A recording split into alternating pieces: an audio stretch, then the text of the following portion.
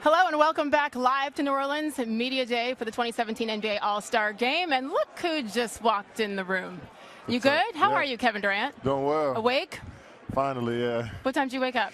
About 10 o'clock. You know, you've been moving around all day yesterday. It was a hectic day, but, you know, today should be smooth. When you say moving around all day, that means moving around like at night too? Where were you last night? During the day, you know, bouncing from event to event, media session, media session. Went to sleep a little early last night. You're not making eye contact with me as you say that, so I know that you're full of it, but that's okay.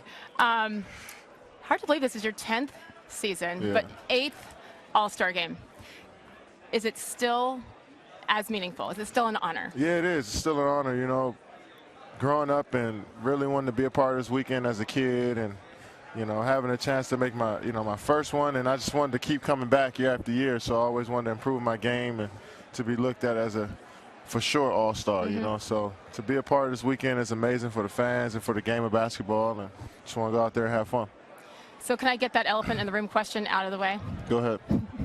I saw you after last Saturday's game in Oklahoma City, right? Saw you about 45 minutes after it ended. Yeah.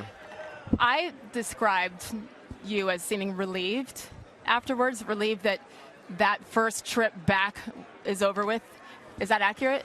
I don't even think it was about the trip. It was more so about, you know, it was so much coverage there. I've never seen that many people in Oklahoma City for a game, you know, for a regular season game. Just the hype around it, I'm glad that was over. The game was the best part. You know, it wasn't about basketball. It was about all the other distractions that come with it. And we all knew what was coming, you know, especially once I made this move. But, you know, I'm glad, you know, we're still human at the end of the day. So I'm glad that that's over with and we could just move on. And, you know, everybody's been wondering for so long how that game will go. Now that they know, you know, hopefully the next one probably won't be as intense or, you know, from a media standpoint or fan perspective, but just glad it's over. You know, you came out and, you know, first quarter, I think you were 2 for 8 in the first quarter, and then you picked it up and finished with 34, and you were out there. It's like once the game got going. You said afraid? I didn't say afraid. Oh, okay. I thought you said afraid. Did I say afraid? No. Oh, now you're scaring me. Okay. 2 for 8 and just slower. Slower in the first quarter, but then you picked it up. Yeah. Don't get me in trouble. And throughout, it seemed like your guys had your back because they knew what you'd be feeling like emotionally. Yeah, man, they knew. You know, everybody on our team, from the coaching staff, from the front office, you know, on down, everybody knew what that'll be like and, you know, how important that game was to all the fans in Oklahoma City and fans around the country and around the world, you know, that watched that game. So, what did the fans say to you? What did some of those people that you were looking forward to seeing, what did they say?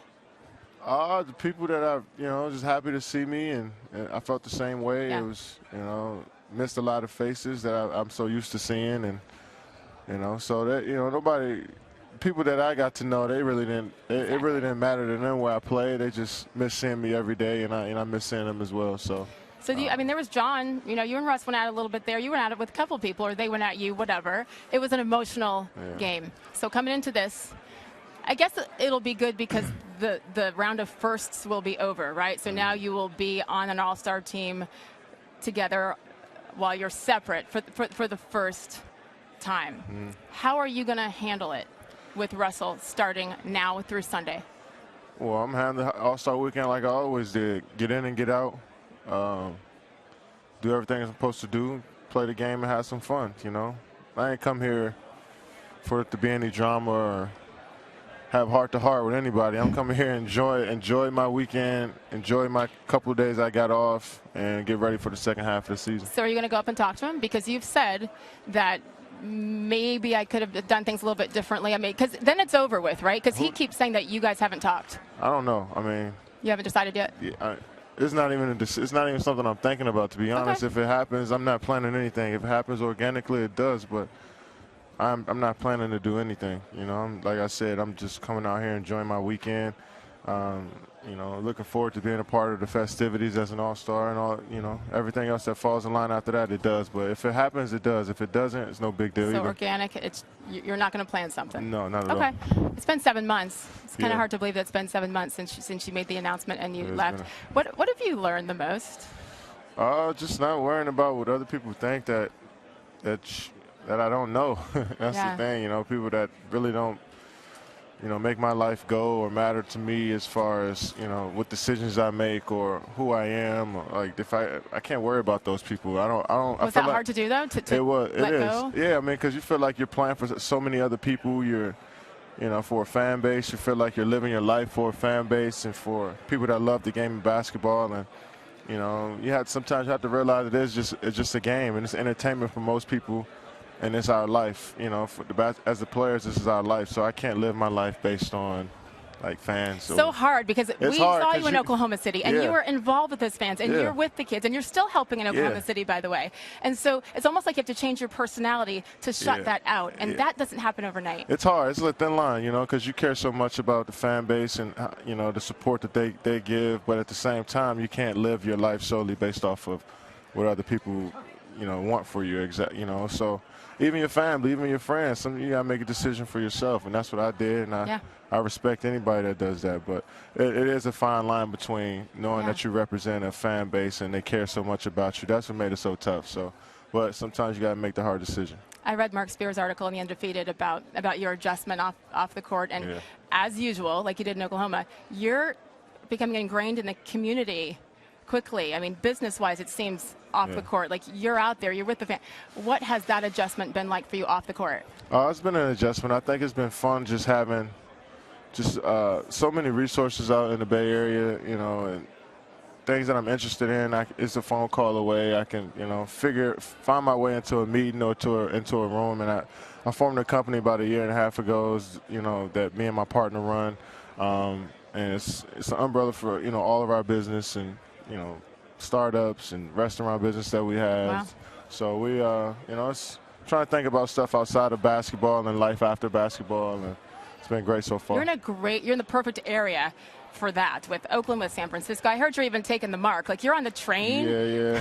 Yeah. I'm trying to get ingrained in the community and get comfortable out there. So it's definitely been fun.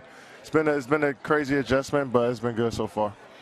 On the court, defensively, I know you say, hey, I've been doing this for 10 years. Yeah. But, I mean, you're averaging career highs in rebounds, blocks, field goal percentage, while taking the fewest shots of your career. Yeah. Defensively, the numbers are better, Kevin. Yeah. To what do you attribute that? Excuse me. Just challenging myself, and coach putting me in great positions and playing the four a lot. So I'm underneath the basket. I'm guarding bigger guys. I'm, being held accountable to protect the rim and to help my teammates. So just try to go out there and play my best and be the ultimate team player on both ends. It was an adjustment. It was a challenge. But I'm just trying to take it head on and keep getting better. You only can get better through the tough times, through the challenges. So I'm outside of my comfort zone in the way I've, always played the game. But, moving and cutting and blocking shots and, grabbing rebounds, I think that's stuff that I always figured I can do. But it's being showcased a little bit more now. Up here. Yeah. Despite having other players, Draymond Green, who's kind of good on defense as well. So that's what's interesting. But you attribute that to saying, okay, we know what I can do offensively and defensively, but now that you're with this team, another level. Yeah, I'm playing different positions. Coach will let me play point guard sometimes. I can run off of screens and shoot threes. I can rebound and bring it up the court or guard Zach Randolph a couple possessions here and there, or, just, feeling like I could do just about everything on the court. And coaches giving me, allowing me to do so. Just trying to showcase my game to my team and trying to help my team every single night and be there for them. And a lot of people don't think I'm pulling my weight here, but I am. So I take pride in that, going into the game knowing that, all right, I got to come out here and help this win in different aspects of the game if we want to be a good team. So I try to challenge myself every night. When do you kind of think that that it clicked for you this season? I want to say probably around December, January, when we struggled a little bit and we were winning games, but it wasn't the way we wanted to win. And Kerr lets you know that, and he's pretty clear about it. He is. So just cutting off the ball, just rebounding, taking it full court, just trying to play fast, getting in passing lanes, pressuring the ball, that type of stuff that we preach. I just try to think about that more than anything, and it's been helping me. Last time you were here, in 2014, do you remember your numbers during the All-Star game? I don't remember. I happen to have them. 38 points, 10 boards, 6 assists. You lost. We lost. Doesn't really matter in the All-Star game, does it? It's not like Major League Baseball where there's something on the line. You're right. Right? But it was a fun game. It was fun. Yeah. So we expect more of the same come Sunday. But have fun. Thank you. And keep things organic, right? Yeah, we'll That's see. the goal. I mean, he's right over there in about 2 minutes. But Yeah. listen, I appreciate your candid and your honesty because I know that you get tired of these questions. But after this, we're done. All right. Enjoy. All right, Kevin thanks. Durant live Appreciate here from it. New Orleans.